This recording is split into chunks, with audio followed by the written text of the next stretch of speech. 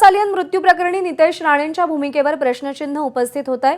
कारण दिशा सालियन मृत्यू प्रकरणी आदित्य ठाकरेंवर सातत्याने आरोप करणाऱ्या नितेश राणेंना एसआयटीने समन्स बजावलं होतं। पुरावे असल्यास ते सादर करण्यासाठी नितेश राणेंनी यावं असं समन्स एसआयटीने बजावलं होतं। मात्र समन्स करूनही नितेश राणेंनी एसआयटी समोर हजर राहणं टाळल्याची माहिती सूत्रांनी दिली आहे। सूरज सावंत आपले प्रतिनिधी आपल्यासोबत आहेत। सूरज, सातत्याने नितेश राणे आदित्य ठाकरेंवरती आरोप करतायत, पण एसआयटीने समन्स बजावल्यावर मात्र उपस्थित राहणं टाळतायत। कारण काय?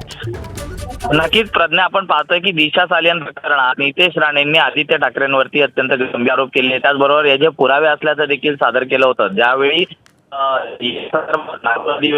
पुन्हा करून त्याच्या चौकशीचे आदेश दिले, त्यानंतर अनेकदा नितेश राणे यांना चौकशीसाठी समन्स करण्यात आलं होतं। त्यावेळी देखील नितेश राणे मी चौकशीला सामोरे जाईन त्याचबरोबर वेळ मागून घेतला होता, मात्र ते चौकशीला हजर राहिले नाहीयेत।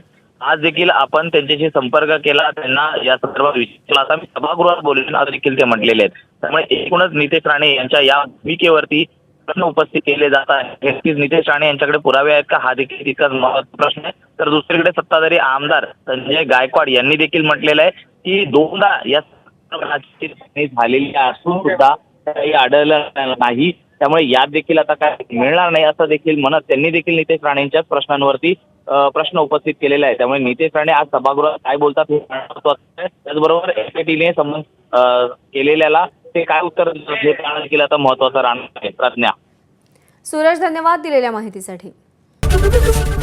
एबीपी माझा, उघडा डोळे बघा नीट।